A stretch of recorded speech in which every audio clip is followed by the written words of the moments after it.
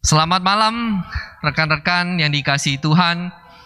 Selamat kembali rekan-rekan yang setia di dalam kita berdoa untuk pekerjaan-pekerjaan Tuhan di GKI Kanaan dan juga di seluruh aspek kehidupan kita. Bapak Ibu yang setia mengikuti kebaktian doa setiap hari Kamis, mari kita menaikkan sebuah pujian. Mari kita terus mengingat semangat yang Tuhan berikan kepada kita sehingga kita tetap bisa setia mengikut Tuhan. Kita naikkan pujian, Tuhan menetapkan langkah-langkah orang.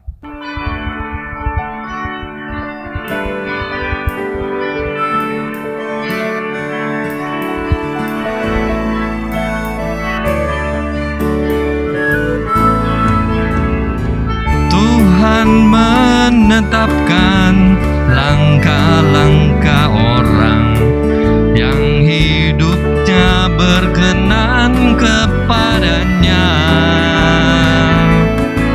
Apabila ia jatuh tak sampai tergeletak, sebab Tuhan menopang tangannya.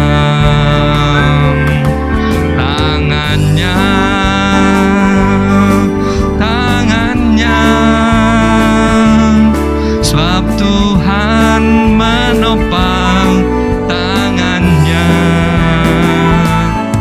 Apabila ia jatuh tak sampai tergeletak, sebab Tuhan menopang tangannya. Kita nyanyikan pujian ini sekali lagi sambil mengingat kebaikan Tuhan dalam hidup kita. Tuhan menetapkan langkah-langkah orang yang hidupnya berkenan kepadanya. Apabila ia jatuh tak sampai tergeletak, sebab Tuhan menopang tangannya.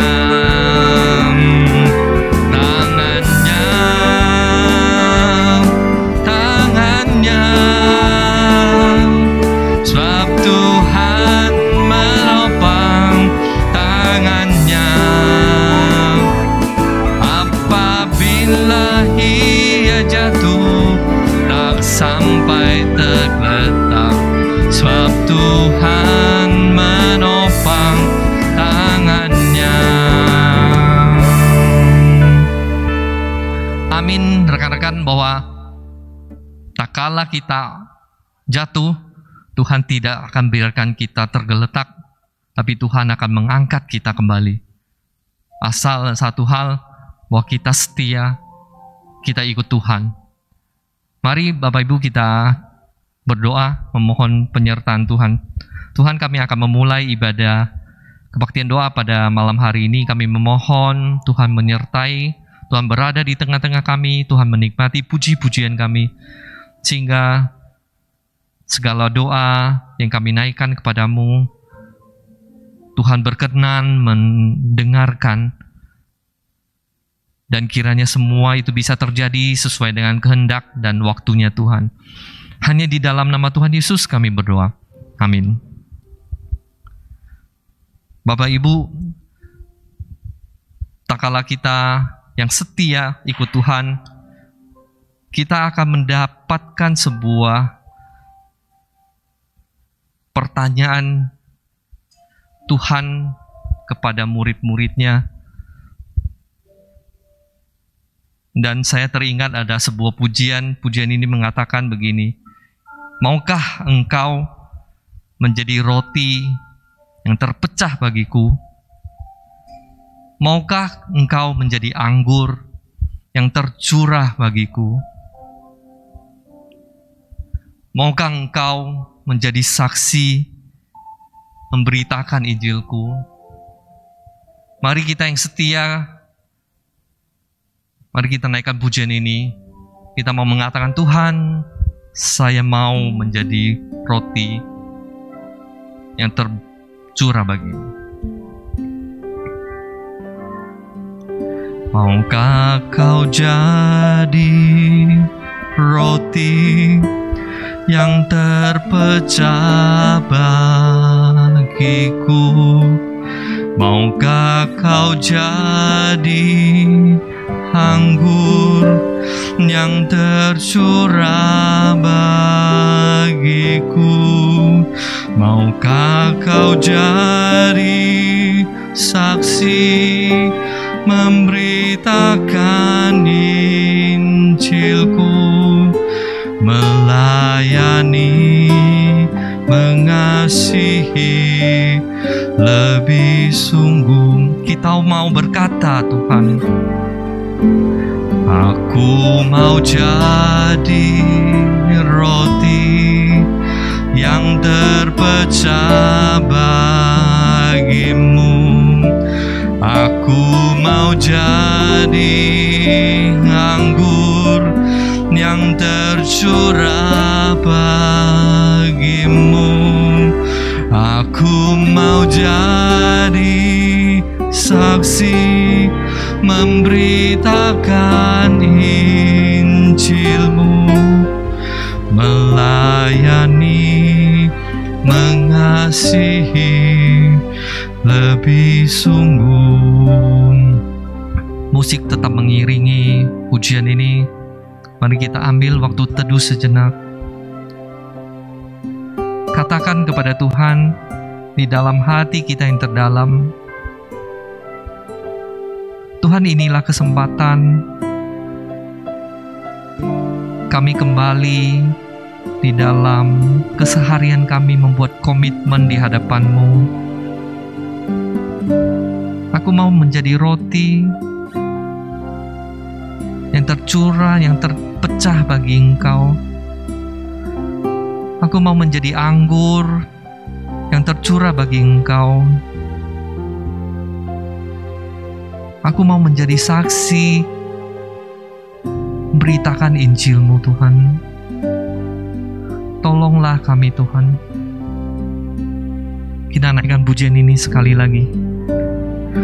Aku maukah jadi roti yang terpecah bagiku?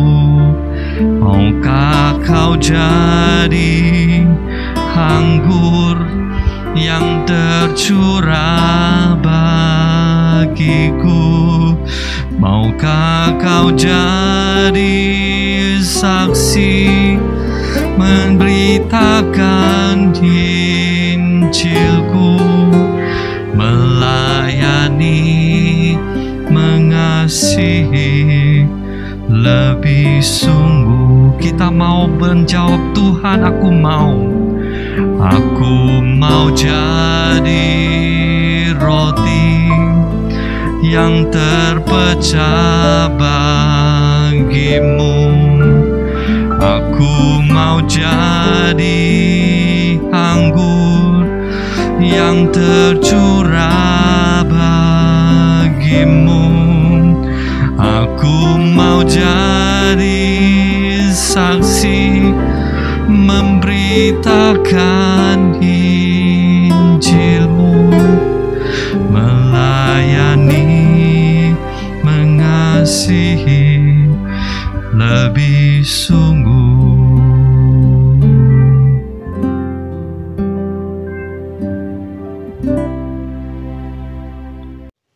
Shalom, selamat malam Bapak Ibu Saudara sekalian. Mengucap syukur kepada hari ini kita bisa kembali mengikuti persekutuan doa malam. Sebelum kita sama-sama membaca merenungkan firman Tuhan, saya mau mengajak setiap kita, mari kita sama-sama menundukkan hati pikiran kita di hadapan Tuhan. Kita berdoa kepada Tuhan, mari kita berdoa. Bapa kami dalam kerajaan surga, kami sungguh mengucap syukur kepada malam hari ini Tuhan kembali kumpulkan kami bersama-sama. Kami mau mengikuti persekutuan doa malam. Kami rindu Tuhan yang akan menolong, memimpin, menuntun setiap kami, supaya kami dapat sungguh-sungguh memahami kebenaran firman Tuhan yang akan kami sama-sama pelajari pada hari ini. Hanya di dalam nama Tuhan Yesus kami berdoa, ucapkan syukur. Amin. Bapak Ibu Saudara sekalian, mari kita sama-sama merenungkan sebuah tema, yaitu hidup oleh roh. hidup oleh roh. Nah Bapak Ibu Saudara sekalian, surat Galatia yang sama-sama kita sudah hafalkan, pasal 5 ayat 24, ini sesungguhnya merupakan surat pertama yang ditulis oleh Paulus di dalam masa pelayanannya. Itulah sebabnya ketika kita melihat surat Galatia ini, sesungguhnya yang menjadi tujuan utama dari Paulus menuliskan surat Galatia ini adalah agar jemaat-jemaat itu hidup oleh roh. Tentu saja ini menjadi sebuah tema yang utama yang digambarkan oleh Paulus sesungguhnya sejak pasal yang ketiga hingga pasal yang kelima. Kenapa? Karena pasal 1 dan pasal 2 itu adalah pasal-pasal pembukaan, di mana di situ Paulus mengisahkan bagaimana mengenai kerasulan dirinya dan mengenai Injil. Itulah sebabnya setelah beralih dari pembukaan dari pasal pertama dan pasal yang kedua, itulah sebabnya kita dapat melihat di dalam pasal yang ketiga dan pasal yang keempat, Bapak Ibu Saudara sekalian, di situ Paulus menggambarkan bagaimana hidup oleh roh itu seharusnya dilandasi oleh iman yang telah terlebih dahulu membenarkan seseorang yang mengikut Tuhan Yesus. Sesungguhnya kemudian setelah menggambarkan mengenai dibenarkan karena iman, kemudian di dalam pasal yang keempat, di situ Paulus menggambarkan tentang tidak adanya lagi perhambaan. Kenapa? Karena pembenaran karena iman itu adalah sesuatu yang sangat bernilai yang dikerjakan oleh Allah di dalam hidup kita. Setelah berbicara tentang dibenarkan karena iman, Bapak Ibu Saudara sekalian, di dalam pasal yang kelima ayat yang pertama hingga ayat yang ke-15, di situ digambarkan bagaimana Paulus melanjutkan kisah pengajarannya itu dengan mengajarkan prinsip tentang hidup sebagai orang merdeka, Bapak Ibu Saudara sekalian. Nah, penting untuk kita sama-sama melihat bahwa ketika Paulus menggambarkan hidup sebagai orang-orang merdeka, ini bukan berarti seperti kuda yang lepas dari kandang begitu ya. Merdeka berarti bebas. Bukan seperti itu. Kenapa? Karena merdeka di dalam bagian ini kemudian dijelaskan kembali di dalam perikop selanjutnya, pasal 5 ayat 16-26, yang menggambarkan bahwa hidup sebagai orang merdeka yang dimaksudkan oleh Paulus adalah hidup kemerdekaan yang dipimpin oleh Roh Kudus.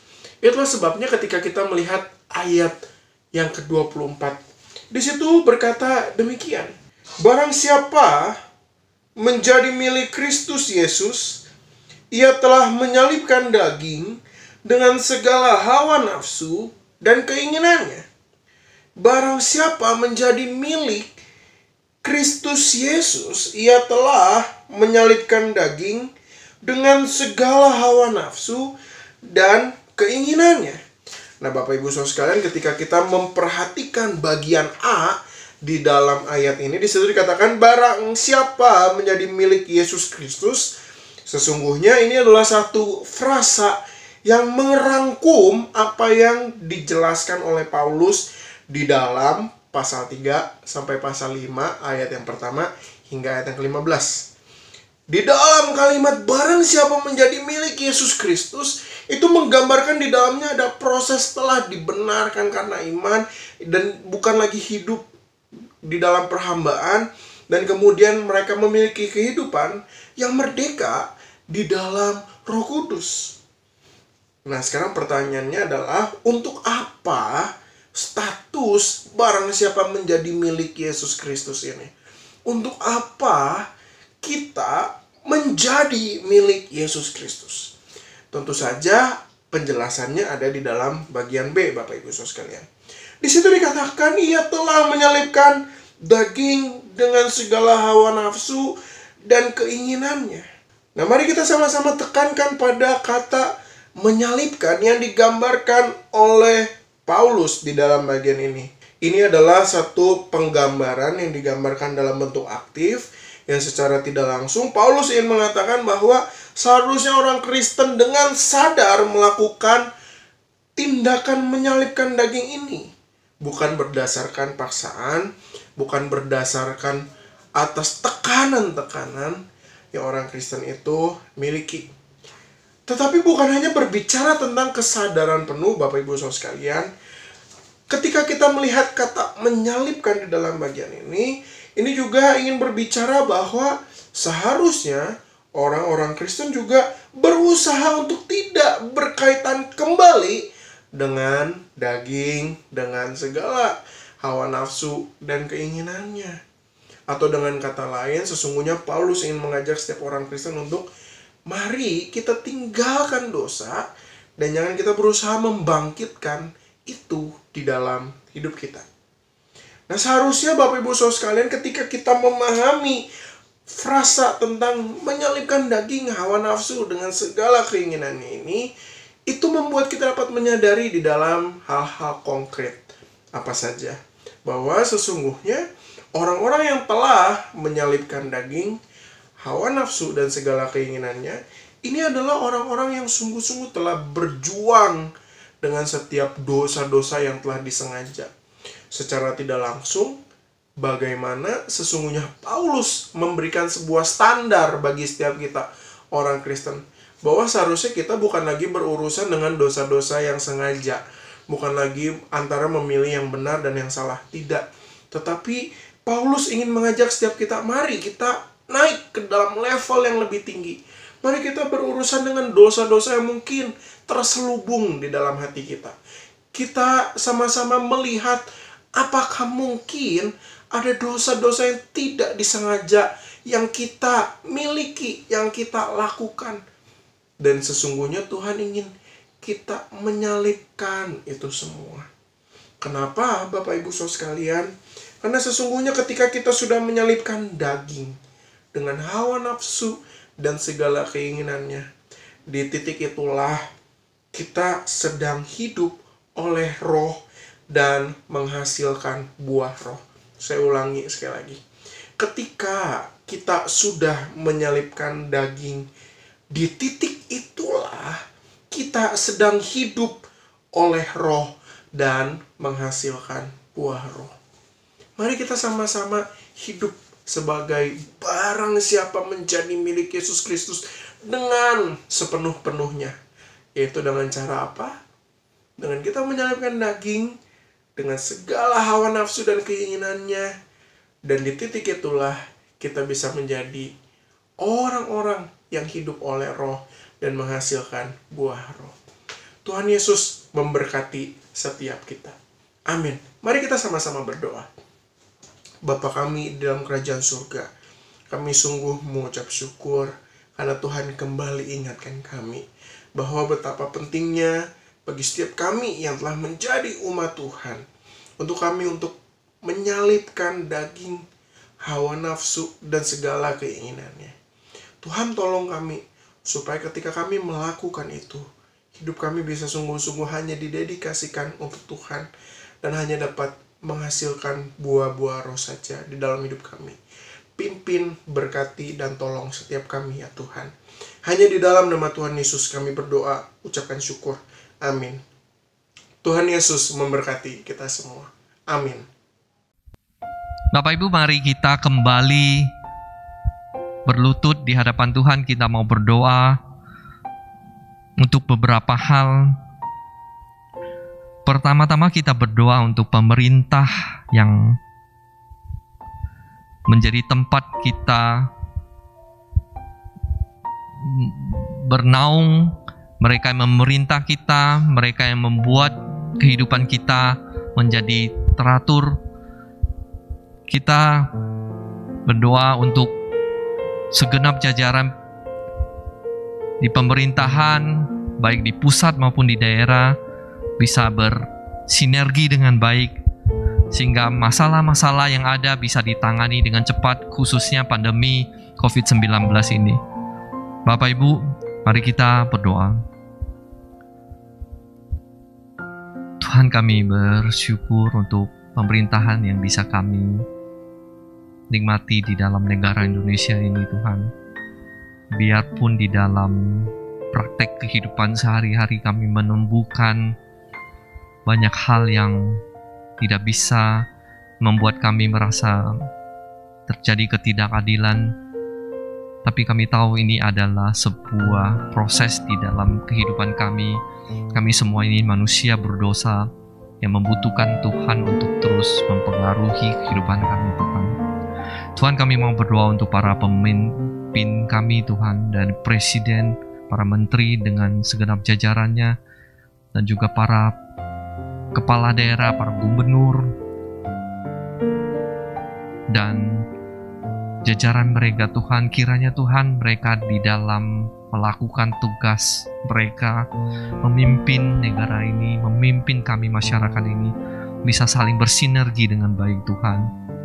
Kami juga mengingat untuk khususnya mereka yang di dalam garda terdepan untuk menangani krisis pandemi COVID-19 ini, Tuhan, di dalam segala sesuatu yang mereka kerjakan, usahakan, Tuhan, berikanlah mereka kekuatan, berikan mereka hikmat bijaksana, dan juga kami masyarakat sebagai orang-orang yang mengikuti perintah-perintah dan juga anjuran-anjuran yang diberikan pemerintah, kami mau taat, kami mau melakukannya dengan baik. Tolonglah kami, Tuhan, tolonglah pemerintahan negara Indonesia ini untuk menciptakan sebuah masyarakat yang adil dan makmur. Hanya di dalam nama Tuhan Yesus kami berdoa. Amin. Selanjutnya mari kita berdoa untuk para hamba Tuhan yang ada di GKI Kanaan. Hamba-hamba Tuhan kita ada Pendeta Andi, Pendeta Lydia, Pendeta Yohanes dan keluarga mereka ada di Vikamas, ada Guru Injil, ada Evangelis Sifra, ada Evangelis Ivan, dan juga Yunita. Kita berdoa untuk mereka, kiranya para hamba Tuhan ini bisa sehati, bisa bekerja dengan baik, dan di dalam hati mereka selalu ada sebuah semangat yang menyala-nyala yang mau melayani Tuhan di dalam ladang Tuhan. Mari kita berdoa mendukung pelayanan mereka. Bapa, kami mengingat para hamba Tuhan yang ada di gereja kami. Ada Pak Andi, ada Bu Lydia, ada Pak Yohanes, ada Bu Sifra, ada Ivan, ada Yunita. Kami menyerahkan hamba-hambamu ini ke dalam tangan-Mu, Tuhan. Di dalam keluarga mereka, di dalam pergumulan mereka, di dalam pelayanan mereka, Tuhan, berikan sebuah hati seorang hamba yang mengerti posisi mereka, sehingga mereka melakukan yang sebaik-baiknya untuk pekerjaan Tuhan. Dan Tuhan, kami sebagai jemaat, kami mau mendukung pelayanan mereka melalui doa-doa kami secara bersama, maupun di dalam doa kami secara pribadi kepada mereka, Tuhan. Dan kami tahu ini pekerjaan ini bukan hal yang gampang, karena mereka harus memimpin kami manusia-manusia yang berdosa, yang penuh dengan kelemahan. Dan oleh sebab itu kami tahu, Tuhan, mereka membutuhkan banyak sekali dukungan dan kekuatan untuk mereka menjalankan tugas ini dengan baik. Tolonglah mereka, tolonglah hamba-hamba Tuhan yang ada di gereja ini, Tuhan, sehingga kami jemaat-jemaat yang ada di GKI Kanaan bisa bertumbuh di dalam Engkau, bisa berubah di dalam kehidupan kami, dan ujungnya nama Kristus bisa dipermuliakan di dalam kehidupan kami. Injil Tuhan bisa diberitakan. Terima kasih Tuhan, terima kasih. Hanya di dalam nama Tuhan Yesus kami berdoa. Amin. Bapak Ibu, kita juga berdoa untuk para pemimpin gereja. Selain para hamba Tuhan itu juga ada para majelis, para diaken, para penatua, mereka yang di dalam sehari-hari memikirkan bagaimana harus memikirkan strategi, melakukan pekerjaan-pekerjaan di dalam gereja. Kiranya Tuhan memberikan mereka hikmat bijaksana. Tuhan jauhkan daripada pribadi-pribadi ini hati yang mencari kesenangan diri sendiri ataupun pujian, tapi kiranya setiap pemimpin ini mendedikasikan segenap talenta mereka, bakat mereka untuk pekerjaan Tuhan di dalam GKI Kanaan ini. Mari kita berdoa untuk para pemimpin, para penatua dan diaken. Tuhan, kami berdoa mengingat untuk para diaken, para majelis, para penatua yang ada di dalam GKI Kanaan ini, Tuhan. Kami tahu ini bukan hal yang gampang di dalam sebuah pekerjaan Tuhan. Tak kala kami mau serius, kami tahu Tuhan banyak halangan, kami tahu banyak kendala di dalam kedagingan kami, di dalam godaan-godaan dari sisi luar. Tuhan, kami sekali lagi mau mendukung pelayanan-pelayanan ini. Kami mau berdoa untuk para hamba-hamba-Mu yang di dalam keseharian mereka bekerja sebagai orang biasa dan mereka terpanggil untuk pekerjaan melayanan di dalam GKI Kanaan ini, Tuhan.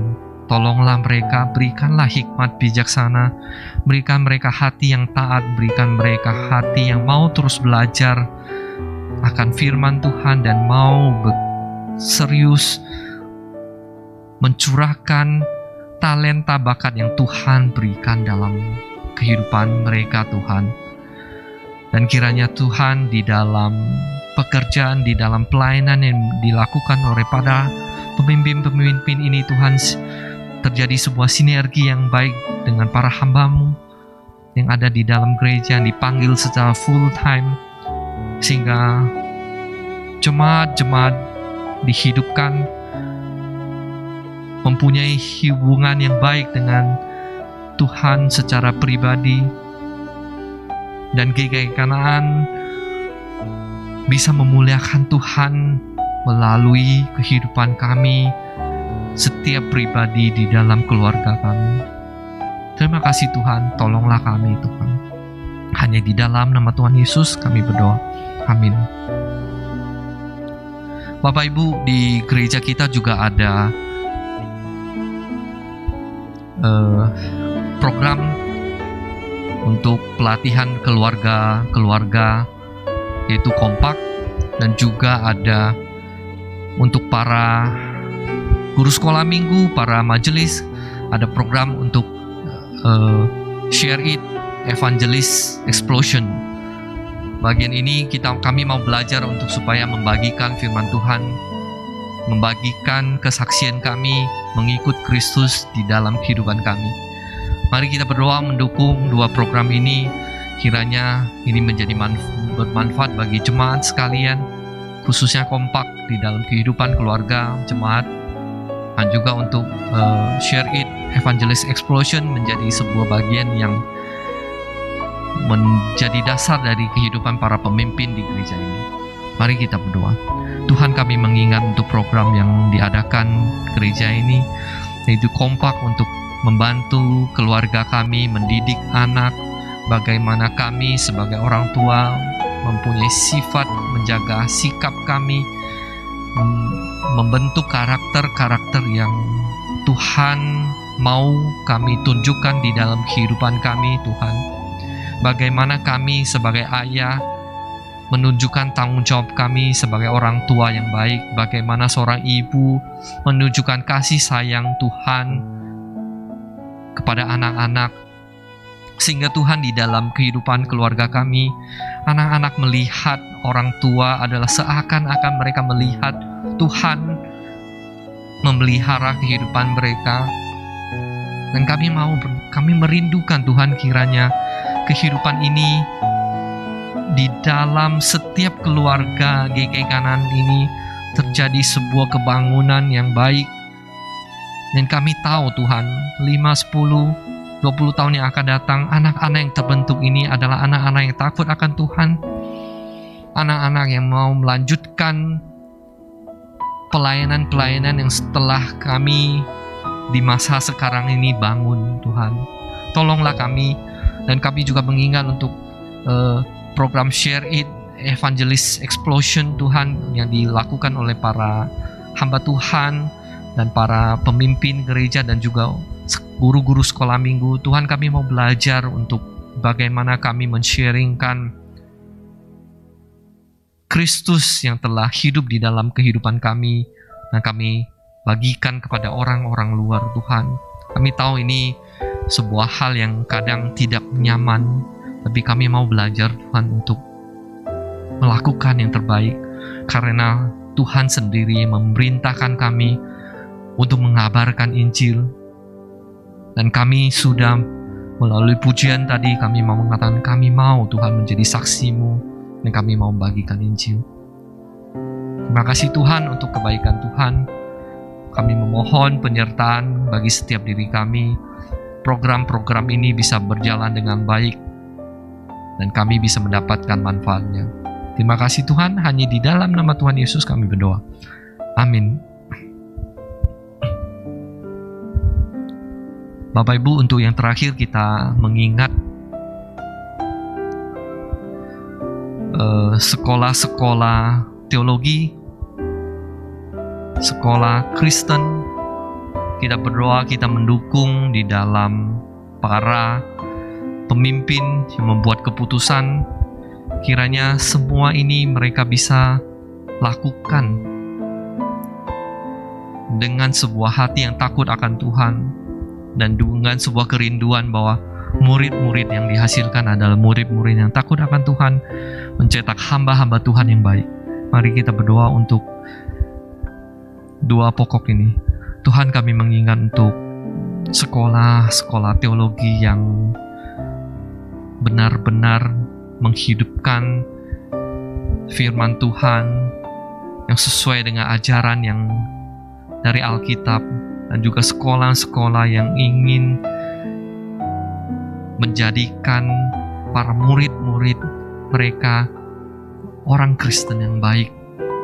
Tuhan, kami berdoa memohon kiranya Tuhan mencukupkan kebutuhan mereka, khususnya sekolah teologi.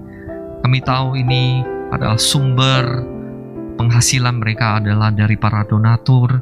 Tuhan, gerakan kami untuk berpartisipasi di dalam bagian membangun sekolah-sekolah menjadi lebih baik, sehingga mereka melakukan tugas mereka dengan baik. Tuhan, tolonglah setiap dosen, setiap guru yang mengajar, sehingga apa yang mereka ajarkan dan kehidupan yang mereka tunjukkan kepada para mahasiswa, pada murid-murid, bisa mendatangkan sebuah contoh yang baik. Siswa bisa mendapatkan sebuah gambaran bahwa ada Kristus di dalam kehidupan para guru, para dosen mereka. Tolonglah sekolah teologi ini dan juga sekolah-sekolah yang mau meningkatkan nama Tuhan. Tuhan, kami juga mengingat untuk rekan-rekan kami yang kami kenal, mereka di dalam keterbatasan soal untuk mencukupi kehidupan. Tuhan, bagi mereka yang sakit, kami berdoa kiranya Tuhan berkenan menyembuhkan melalui obat-obat yang mereka konsumsi, melalui istirahat, melalui dokter. Kiranya ini semua menjadi sebuah kebaikan untuk mendatangkan kesehatan bagi kehidupan mereka, Tuhan. Bukan hanya itu, Tuhan, kami mendukung di dalam mereka, mendukung doa kepada mereka. Tapi Tuhan, kami mau belajar menggerakkan tangan kami, mengulurkan tangan kami untuk berbagi kepada mereka. Dimanapun kami berada, kami melihat dan kami mau berbagi, Tuhan. Tolonglah kami untuk menjadi orang-orang yang bermurah hati, karena kami telah menerima kemurahan, kebaikan daripada Tuhan. Terima kasih Tuhan, terima kasih untuk kesempatan kami bisa berdoa untuk pekerjaan-pekerjaan Tuhan di sekeliling kami. Hanya di dalam nama Tuhan Yesus kami berdoa. Amin. Bapak Ibu, mari kita untuk menutup persekutuan doa ini kita naikkan pujian. Bapa, lembutkanlah hatiku.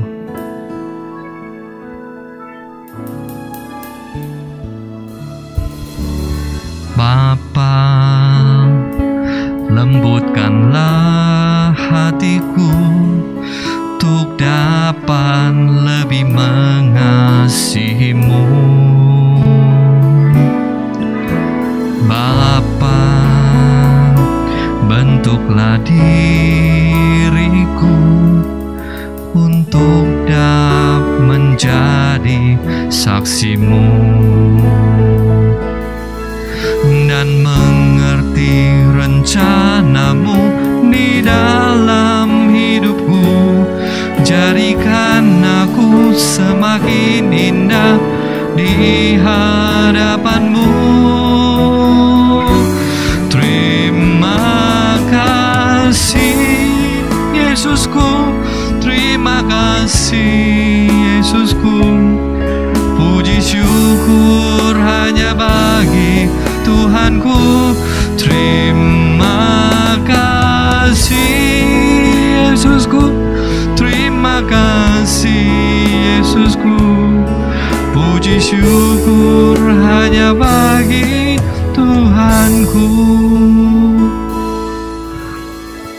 Mari dengan setengah suara, mari kita naikkan pujian ini. Oh Tuhan, lembutkanlah hati kami, bentuklah hidup kami.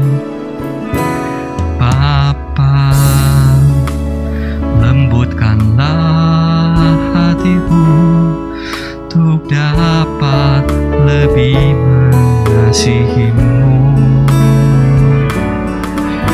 Bapa, bentuklah diriku untuk dapat menjadi saksimu dan mengerti rencanamu di dalam hidupku. Jadikan aku semakin indah di hadapanmu. Terima kasih Yesusku, terima kasih Yesusku. Puji syukur hanya bagi Tuhanku. Terima kasih Yesusku, terima kasih Yesusku. Puji syukur hanya bagi Tuhanku. Puji syukur hanya bagimu. Puji syukur hanya bagi Tuhan. Sekali lagi puji syukur. Puji syukur hanya bagi Tuhanku.